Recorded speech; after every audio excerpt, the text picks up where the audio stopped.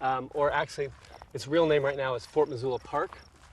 And John O'Connor is a spokesperson for Friends of Missoula Regional Park. He believes that the park is a great idea and hopes people will support it. the project has something for everyone. It addresses a lot of needs that we have in our community. It will add to the economic vitality of our community. It'll add to our sense of place. It'll kind of help us preserve history out here. This is such an important component to the history of Missoula and Missoula County.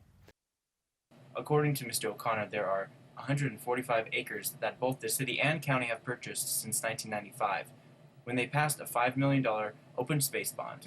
Now that the economy has been improving, the city is looking for a $42 million bond.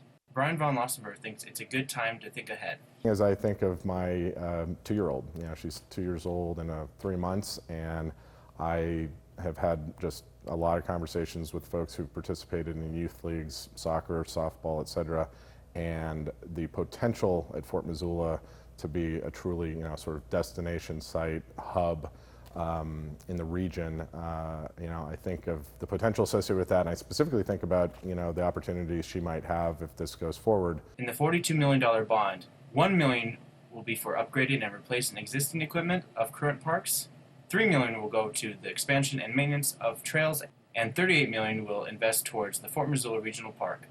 The bond would increase the household tax by $3 per month in Missoula County. The bond will last for 20 years.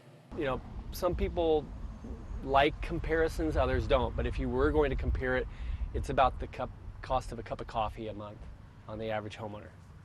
Missoula has half the amount of multi-purpose fields than the recommended value, and Mr. O'Connor is not surprised. As an example, there's a tournament that happened for soccer, youth soccer, about 2 months ago now, and it was in Stevensville because they have more fields available than we do in Missoula.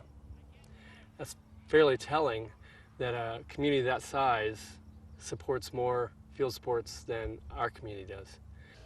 It's easy to sort of stand pat and say, well, things are fine as they are, and this is an opportunity to move forward and make an investment in the future of the city and the county.